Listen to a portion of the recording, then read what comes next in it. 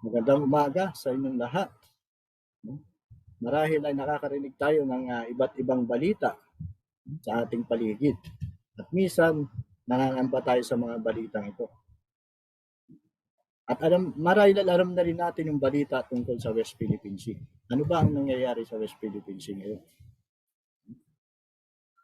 Ang Pilipinas ay nag-file ng claims against sa China dahil sa ginagawa ng China diyan sa Scarborough Shoal, no, na pag-aangkin nila ng mga island sa Spratlys, no? At tinatayuan ito nila ng mga base militar. At ang alam ko, 7 na yung nakukuha ng China diyan sa Spratly Island. 7 na ang naangkin nila. At ito ay inaangkin ng China at ng Pilipinas na nasa South China Sea o West Philippine Sea. Yan ang problema rito sa West Philippine Sea. At meron ongoing territorial dispute between China, Philippines, and Vietnam, and Brunei concerning the ownership of Spratly Islands.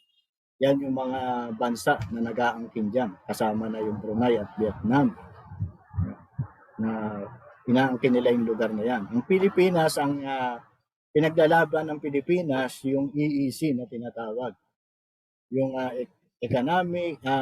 exclusive economic zone, no, na merong 200 nautical miles na mula sa Pangpang. Mula sa Pangpang hanggang 200 nautical miles, yan yung sinasabi na teritoryo pa rin ng Pilipinas. At yan yung pinaglalaban ng ating bansa.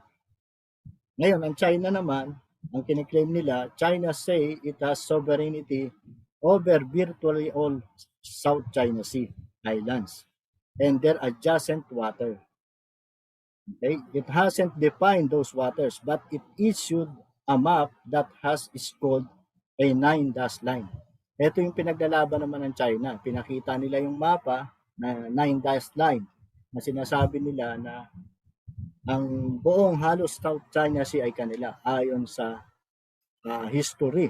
Yun ang aking pagkakarinig. Ayon sa history, kanila yung buong South China Sea. Ngayon, sino nga bang may nagmamayari ng South China Sea? Bagamat nakapangalan ito sa kanila, sabi lang South China Sea, pero pinangalan lang yan sa kanila para malaman kung nasaan lugar yung dagat na yan. Hindi dahil pinangalan sa kanila dahil kanila yan. Kaya nga iniba ito ng Pilipinas, ginawang West Philippine Sea. Ngayon, meron ngayong tension na nangyayari dyan sa lugar na yan. Dahil nandyan yung mga barko ng China, mga warship nila, hindi nila iniaalis dyan. At may base militar na sila dyan. Ngayon, nandyan din yung ating mga barko, mga warship ng Pilipinas, kasama na pati yung sa Amerika, no? Na mga pandigma ng Amerika.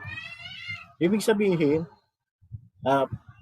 merong tensyon, pwedeng magkaroon ng problema, pwedeng magkainitan dyan. Kasi kung dadaan ka dyan sa lugar na yan, sisitahin nila yung barko ng Pilipinas. Sasabihin nila, o pumapasok kayo sa teritoryo namin. This is the territory of China, no? Hindi kayo dapat pumasok. At sasabihin naman ng Pilipinas, hindi. Teritoryo namin to. Kaya ginagawa lang namin yung dapat, kaya kami nag-iikot. Routine na namin to magbantay. Ngayon, parehas na nag-aangkin na kanilang teritoryo yan. Kaya meron ng tension na nangyayari. Ngayon, ano dapat natin gawin bilang mga mananampalataya? Alam naman natin na ang China ay malakas na bansa rin yan.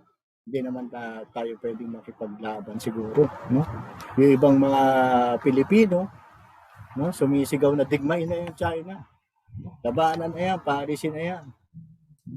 Matatapang kasi yung Pilipino. Eh. Pero ano nga ba dapat natin gawin bilang mananampalataya? Ang kailangan natin hindi digmaan, kundi manalangin. May pag-pray natin yung sitwasyon dyan sa West Philippine Sea. Yun ang napaka-importante. Pray for all people, particularly those in high position. Lalo na yung mga tao na nasa position. Yan, sa pangyayaring ito, kailangan natin ipag-pray. Yung mga presidente at yung mga may katungkulan. Okay. Ang teksto natin ay makikita natin sa 1 Timothy chapter 2, verse 1 to 7. Alam natin na hindi lang sa ating bansa may problema, no? Kagaya ng sa West Philippine Sea, kagaya sa Japan. No? May island din sa Japan na inaangkin din ng China at nagagalit din yung Japan dahil sa ginagawa ng China. At hindi lang ito ang problema natin sa buong mundo. No? Nandyan yung COVID-19 na kumalat sa buong mundo, nandyan yung Israel laban sa Palestine. No? Kung makikita natin, parang ang daming problema na kinaharap natin. Lahat tayo, hindi lang sa Pilipinas, kundi sa buong mundo problema ito. Ngayon, i-discuss natin ang definition ng all sorts of prayer. Sino ang mga dapat ipag-pray? Why need to pray for them? Why pray for all people to be saved? Yan ang ating tatalakayin. Bago tayo magpatuloy, nais ko munang manalangin. Amang Diyos na makapangyarihan sa lahat, salamat po sa iyong banal na salita. Sa 1 Timothy chapter 2, verse 1 to 7, dalangin ko Lord na manguna ka at mangusap ka sa amin, Panginoon. Enlighten mo ang aming puso't isipan na maunawaan namin yung kahalagahan ng panalangin para sa lahat ng tao. Lord, maraming salamat po. Ikaw po ang manguna at ikaw po ang maluwalhati sa lahat sa amin, Panginoon, na makikinig na yung banal na salita. Salamat po, Ama, sa pangalan po ng Jesus. Amen. Ang title ng ating pag-uusapan ay Pray for All People.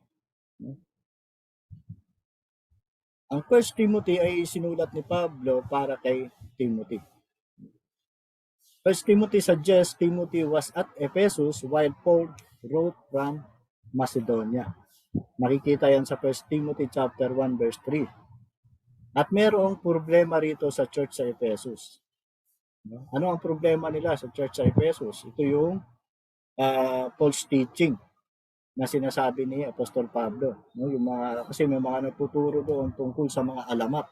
Kaya sabi ni Apostol Pablo, huwag nyo nang pag-aksayahan yung mga tungkol sa alamat, no? At yung mga history ng mga ninuno, no? Yung ginagawa nila nung walang kinalaman sa salita ng Diyos. At yung external problem nila ay yung persecution, yung pag-uusig na dinaranas nila. Alam natin na yung church nung araw ay hindi ka basta-basta makakapangaral ng salita ng Diyos dahil nandiyan yung uhulihin ka, ikukulong ka at parurusahan ka o pwede kang patayin sa kulungan. Yun yung persecution na kinaharap nila. Kaya si Paul ay nag-i-instruct siya sa church na manalangin para sa lahat ng tao. Dahil may epekto ito sa lahat ng mananampalataya. Ang problema kasi sa mundo, pag may problema sa kapaligiran natin, apektado tayo. Hindi natin pwedeng ikaila na pati ang church ay naapektuhan. Kagaya nga nang nangyari ngayon, may COVID-19, di ba? Ang church naapektuhan, yung preaching natin, ganito na lang. Hindi tayo makakapagkita. No? Dahil may problema. Ano pa kaya kung magkaroon ng gera? No? Ano lang kalagayan ng church kaya kung magkakaroon ng gera? Siguro pati sa internet wala na tayo. Kaya napaka-importante mag-pray. No? Pag-pray natin na magkaroon ng yung kaayusan yung buong mundo, no? Para makakilos tayo ng maayos. At sila noon, kaya ang mga Israel noon ay under sila sa Roman Empire. No? Under sila ng Rome, yung kanilang gobyerno. Na mag-pray sila para sa government na humahawak sa kanila. No? Na magkaroon ng kapayapaan at kaligtasan, na malayang makakilos ang salita ng Diyos. At na wala na silang pangangambahan na persecution. Okay? Pray for peace.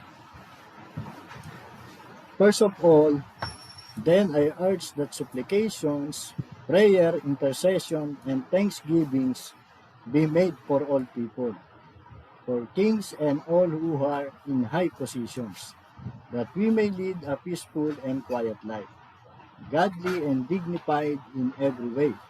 This is good and it is pleasing in the sight of God, our Savior. Ito yung pinapamanhik ni Apostol Pablo, no? Na gamitin ang all sorts of prayer. Nandiyan yung supplication, prayer, intercession, and thanksgiving. Gamitin ito para sa lahat ng tao.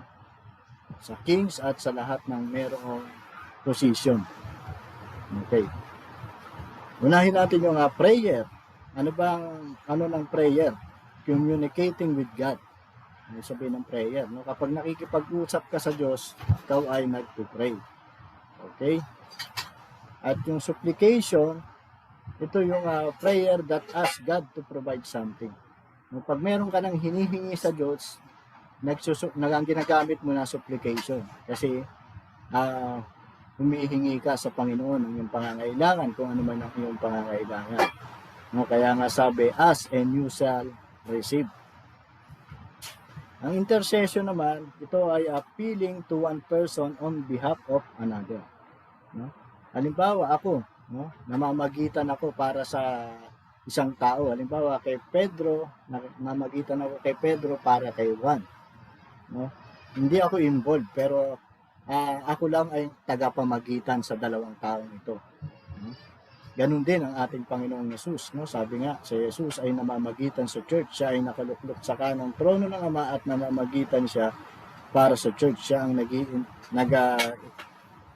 nag-i-intercession sa atin. No? Siya ang nananalangin, namamagitan sa iglesia. At ang thanksgiving, ito yung pasasalamat sa Diyos at pagpupuri sa Diyos dahil sa kabutihan niya sa atin. Kapag pinasasalamatan natin ng Diyos sa kanyang kabutihan. Ngayon, sino ba ang dapat nating ipag-pray? Sino ang dapat nating gamitan ng all sorts of prayer na ito? Sabi diyan, for all people, for kings and all who are in high position. Gamitin daw natin ang intercession, prayer, supplication, and thanksgiving para sa lahat ng tao. No? Hindi lang sa ating sa kamag-anak, no? Hindi sa lahat, no? Sa buong mundo. No? Sa kings, no? Sa mga presidente, prime minister, o kung meron pang kings, pag-pray natin. At all who are in high position, no? Yung may mga katungkulan sa pamahalaan na kailangan itong ipanalangin. Ayan. Why do we need to pray for all people? Bakit pa natin kailangan ipanalangin ang lahat ng tao? Hindi ba pwedeng ang ipag-pray ko na lang, sarili ko lang, tapos pamilya ko? Okay na yon, di ba? Pwede naman yon, di ba? O kaya ipag-pray natin yung ating trabaho, church o ministry. No, kasi kadalasan ito yung ipag-pray natin, yung mga malapit sa atin, yung mga naabot natin, no? Ang mga merong touch sa buhay natin, yan ang ating ipag-pray. Pero madalas hindi lahat ng tao. Kaya ang pinapamanhik dito ng Apostol Pablo, panalangin ang lahat ng tao. Okay, pero walang masama sa pananalangin sa ating mga mahal sa buhay, maging sa church o sa ministry. Ngunit namamanhik si Apostol Pablo na i-extend natin yung ating prayer, hindi lang sa atin, kundi para sa lahat. No? Okay. Why do we need to pray for them? No? Bakit natin kailangan ipag-pray ang lahat ng tao, yung mga hari, yung mga may katungkulan, kagaya ni Xi Jinping, ng presidente ng China. No? Diba parang hindi natin ipag-pray si Xi Jinping, no? Minsan parang ba't ipag-pray si Xi Jinping? Ano nga yan? Nangaangkin nga yan ng mga island, ano? At ewan ko kung naniniwala sa Diyos ang China, pero bakit kailangan natin silang ipag-pray? Kung hindi ba natin sila ipag-pray, anong mangyayari? No? Sipin natin, kung hindi natin ipag-pray itong mga taong ito, ano bang mangyayari? Maaring magkaroon ng gulo. Kaya sabing ganun dito, pag-pray natin sila para magkaroon ng kapayapaan. Sabing ganun, it leads to a peaceful and quiet life, godly and dignified. No? Maglilid ito para magkaroon ng kapayapaan. Magiging daan yung ating panalangin para magkaroon ng kapayapaan at katahimikan sa buong mundo. At magkakaroon ng godling pamumuhay at maayos na pamumuhay ang lahat ng tao. Kung matututo tayong ipag-pray ang lahat ng tao at ang lahat ng presidente ng buong mundo at ang mga may katungkulan. Ano pa bakit kailangan natin silang ipag-pray? Meron pa bang ibang dahilan maliban dun sa peaceful, quiet life, godly life, and dignified na resulta nito? Dahil ito yung this is good and pleasing in the sight of God. No? Ito yung mabuti, ito yung nais ng Diyos, at ito yung nakalulugod sa ating Panginoong Yesus na mamuhay ang tao na mayroong kapayapaan. Ano ba ibig sabihin ng peaceful? Okay, tingnan natin ano ibig sabihin ng peaceful. Ito yung sinasabi natin na pag nasa isang lugar ka, parang nasa park ka, no? Tahimik siya. No? Diba? Pag nasa magandang lugar ka, namamasyal ka, tahimik yung lugar. Yun, ibig sabihin nun, peaceful. No, hindi naman peaceful yung isang lugar na meron lumilipad na missile. Diba? So, sa ibaba mo, peaceful ba yun? May missile na paparating. Hindi peaceful yun, nakakatakot. Diba? At yung pag wala kang kaaway, no? Pag walang banta ng gulo, ibig sabihin yan, peaceful yan dahil walang banta ng gulo. No, walang conflict na nangyayari. Okay. At yung quiet, ano naman yung sabihin ng quiet? Ito yung may enjoy mo yung kapayapaan at makakapag-relax ka. Kapag quiet, di ba? Minsan pag tahimik, nakakapag-relax ka. Sino ba nakakapag-relax sa maingay na lugar? No? May gulo yung lugar. Kaya mo bang mag-relax kung may mga problema sa paligid mo? Di ba? Ang hirap mag-relax. Ngayon lang, nahihirapan tayo mag-relax dahil sa mga nababalitaan natin. Okay. Yung godly naman, ito yung sinasabing makapamuhay tayo ng may moral, pure, righteous, no? Morally excellent and righteous, no? Makapamuhay ang tao ng matuwid, no? Hindi maraming patayan, no? Maraming rape, no? Maraming krimen na nagaganap. Hindi kailangan mamuhay yung mga tao ng godly para magkaroon ng kapayapaan. At dignified. Ano naman ibig sabihin ng dignified para sa inyo? Dignified. Proper. Makapamuhay tayo ng proper, elegant, elevated, noble. No? Yung magandang pamumuhay, elegant life. No? Saan pa natin makikita ang lahat ng ito? Itong sinasabi natin, peaceful, quiet, godly, and dignified life. Diba? Ito yung nais ng Diyos. Kaya nga sabi dyan, this is good and pleasing in the sight of God. Gusto ng Panginoong ito na maranasan natin yung buhay na ito. Yung tahimik, no, may kapayapaan at maayos na pamumuhay, mariwasang pamumuhay. Yan ang gusto ng Diyos. Ito ay maganda at attractive sa paningin ng Diyos dahil nais ng Diyos na mangyari ito para sa lahat ng tao. At dito ang Diyos ay nasisiyahan kapag ganito yung pamumuhay ng tao. Kaya nga sa panalangin natin sa Ama namin, di ba? Mangyari ang kalooban mo dito sa lupa kagaya na sa langit. Kasi sa langit, meron doon kapayapaan. No? Maayos doon, walang banta ng gulo doon, makakapag-relax ka doon. No? Walang banta ng sakit at karamdaman, no? Walang banta ng gera, at walang krimen na nagaganap. Kaya ito yung nais ng Diyos para sa ating lahat. Kaya importante yung pananalangin para sa lahat ng tao. Ngayon, kung pagpipray natin, no, kung itong si Presidente Rodrigo Duterte at yung Presidente ng Amerika na si Joe Biden, maging ang Presidente ng China na si Xi Jinping, paano kung magkamali kaya sila ng decision? Lalong-lalo na sa issue sa West Philippine Sea. Ano kaya ang mangyayari? No? Maging yung kanilang mga opisyalis, kung magkamali sila ng decision, pwedeng magkaroon ng gulo sa West Philippine Sea. At yung gulong ito, maaaring hindi lang dyan sa West Philippine Sea, pwedeng lumaki siya. Pwedeng maging buong mundo. Dahil maraming merong sangkot dito sa West Philippine Sea o sa South China Sea. Kaya napaka-importante itong ipanalangin. Ang ating specific application natin na kailangan natin gawin, pray for the presidents. Pray for the Lord to give them wisdom and lead them to come to peaceful solution.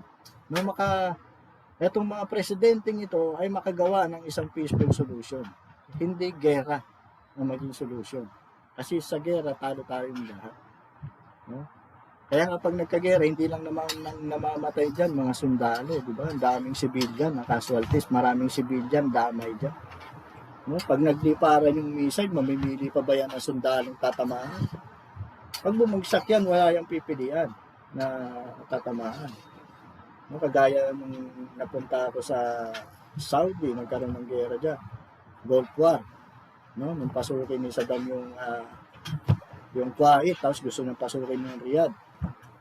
Kaso nandun yung mga Amerikano, kaya pinaliparan ni Saddam ng mga missile ng Riyadh, nandun kami. During mo, nagtatrabaho ka, bigla kang tatakbo pag sumurena. Nagtatrabaho ka, nakamas ka. Napakahirap. No? Kaya napaka-importante ng panalangin. Maging sa Libya, hindi naman namin akalain magkakagera. 40 years na hawak ng presidente ang Libya.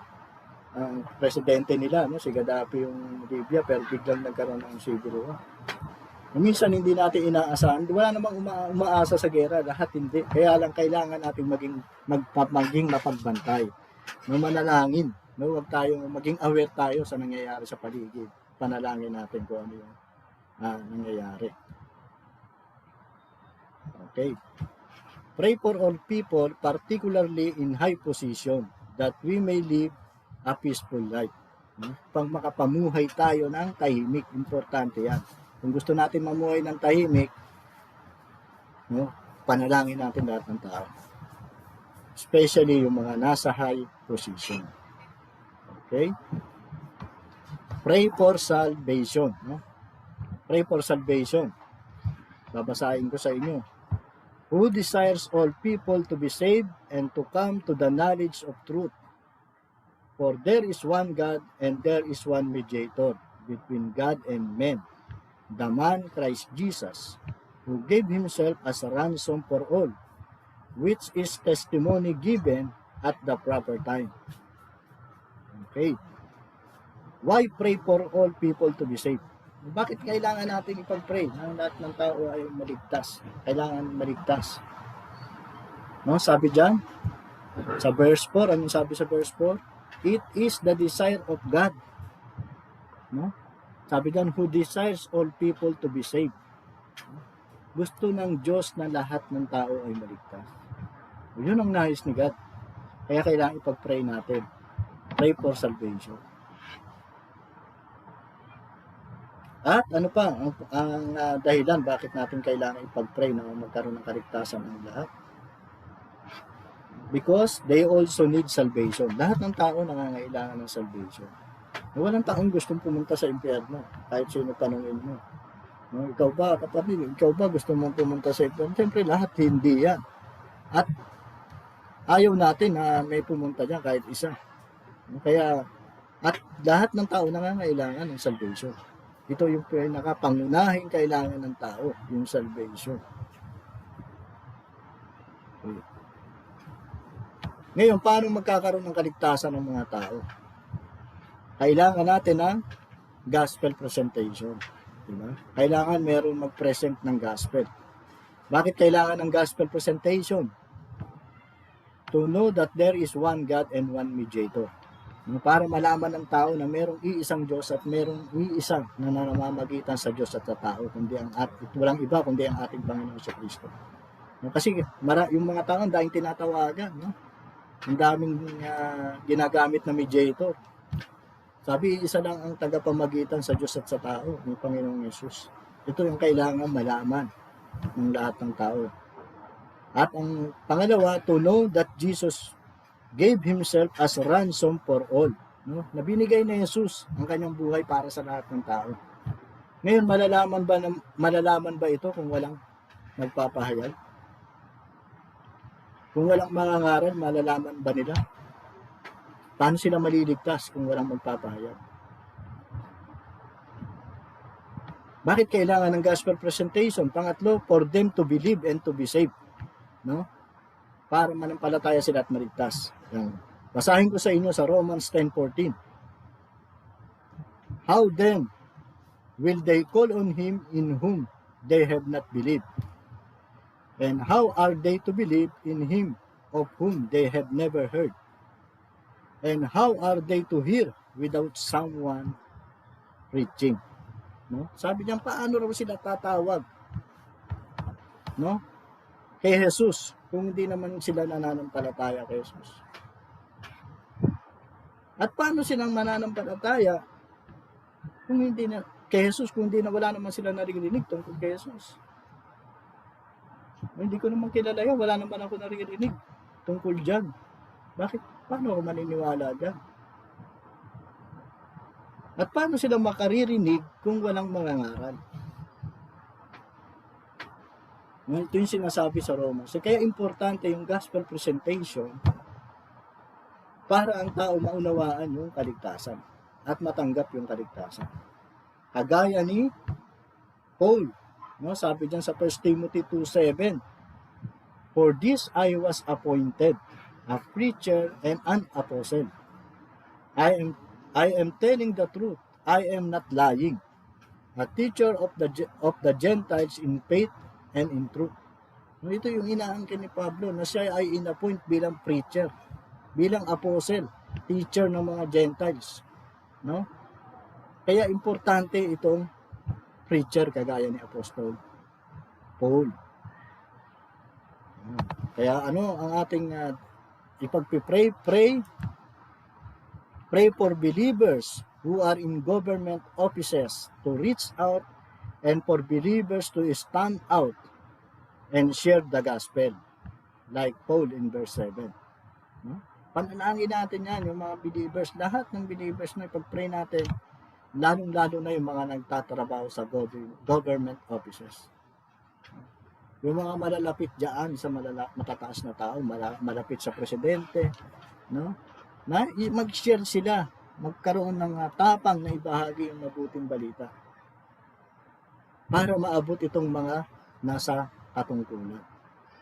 At ipanalangin din natin lahat ng believers, no? Na magkaroon ng apoy, na mag-stand out, na mag-share ng gospel. Kasi kung ititikom natin yung ating bibig, sino ang magpe-present ng gospel? May naiisip pa kayong ibang magpe-present kundi tayo. Kaya pray for all people, particularly in high position, because they also need salvation. No? Kahit anuman position niya, kahit mataas na tao yan, nangangailangan pa rin yan ng kaligtasan. Walang taong hindi nangangailangan ng kaligtasan. Mahirap ka man o mayaman, may posisyon ka o wala, kailangan mo ng kaligtasan. Kaya ipanalangin natin.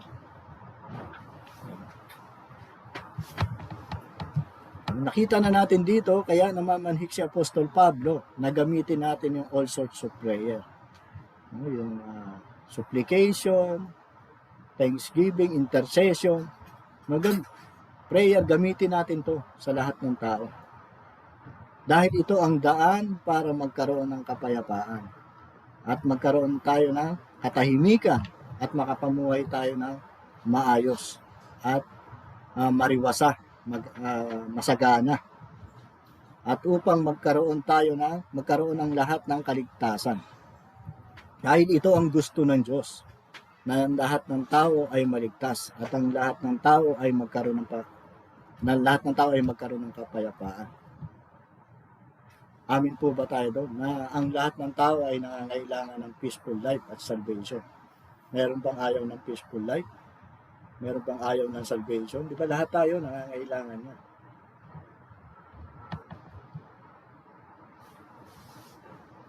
Kagaya ng issue sa West Philippine Sea. Balik tayo sa West Philippine Sea. Na almost 10 years na tong issue na to. 2011 pa to. Yung issue na yan. Hanggang ngayon, hindi pa nasusolusyonan. At kung hindi tayo mananalangin, ano kaya ang mangyayari? Ano ang mangyayari kung hindi tayo magpipray para sa lahat ng tao? Kaya ang challenge, no? Yung challenge ko sa bawat isa sa atin, sa ating lahat, extend our prayer to all people, including kings and those in high position. No? I-extend natin yung prayer natin. Huwag lang hanggang dito yung prayer natin, hanggang sa mahal lang natin sa buhay, hanggang sa mga malalapit lang sa atin. kundi extend natin ang ating panalangin para sa lahat. Lalong-lalo na yung mga nasa mataas na katungkulan.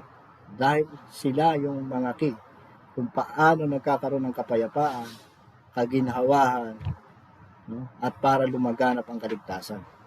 No? Ipanalangin natin ang lahat ng ito. Pray for all people, including those with influence, so that our world will have peace and salvation. No? Para ang buong mundo maging tahimik at magkaroon ng kaligtasan at kumalat ang gospel ni God. God bless po sa ating lahat. At nais ko pong manalangin sa oras na ito. Amang Diyos, maraming salamat po sa iyong banal na salita. Dalangin namin, O God, na patuloy na i-extend namin ang aming mga panalangin para sa lahat ng tao, Panginoon, lalong-lalo na doon sa may mga katungkulan, sa mga presidente ng iba't ibang bansa, Panginoon. Para Lord, alam namin na ito magiging daan kung ipapanalangin namin sila upang magkaroon ng kapayapaan, kasaganahan, Lord, at kaayusan ang buong mundo, Panginoon. At kaligtasan, Lord, para sa lahat. At dalangin namin ang lahat ng ito, Lord, bilang mananampalataya na lumagana pa ang kapayapaan at ang kaligtasan sa lahat sa amin. Maraming salamat po, Panginoon, sa pangalan ng iyong anak na si Jesus. God bless po sa inyong lahat.